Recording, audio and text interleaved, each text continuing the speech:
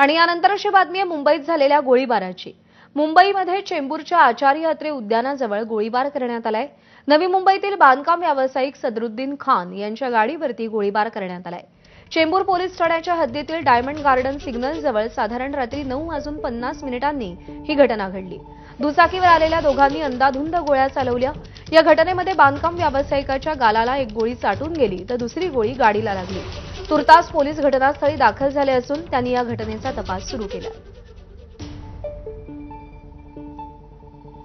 मुंबईतील चेंबूर येथील आचार्य अत्रे उद्यानाच्या समोर 9:50 जो आहे तो एका डिफेंडर या गाडीवर जो आहे तो थेट गोळीबार झाला आणि ज्याच्या आतमध्ये बसणाऱ्या जो इसम होता त्याच्या कानावर एक गोळी लागल्याने एक बुलेटवर लागलेली अशी प्राथमिक माहिती पोलीस प्रशासनाकडून देण्यात आलेली आहे। ज्याच्यावर हा गोळीबार झाला त्याला चेंबूर येथील जैन रुग्णालयात जे ते प्रथमोपचारासाठी जे आणण्यात आलेले आणि त्याच्यानंतर जो सदरुद्दीन खान आहेत त्याचे अनेक चाहते जे या संपूर्ण रुग्णालयाबाहेर आलेले आपल्याला पाहायला मिळतात। त्यामुळे नेमकं काय कारण असावं आणि स्थानिक एवढ्या मोठ्या प्रमाणात त्यांना बघण्यासाठी आता लोक रस्त्यावर का उतरले हे सगळं आपण जाणून घेणार आहोत। कोण आहे नेमकं, त्यांच्यावर काय गोळीबार झाला आणि काय काय प्रकरण है, कौन है जिसके ऊपर गोली चली? मेरे भाई सदरुद्दीन खान है, जनसेवक, गरीबों के मसीहा है। वो इतना चाहने वाले गरीबों के हैं कुछ बोल नहीं सकते हम लोग से मिल के आए और सुनने को मिला ऐसा हो गया।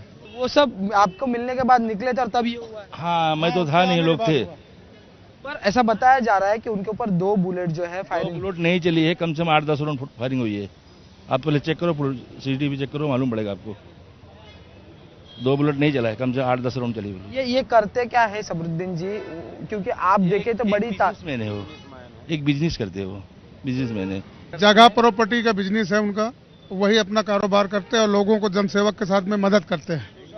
सोशल वर्कर है, गरीबों के मसीहा भी है।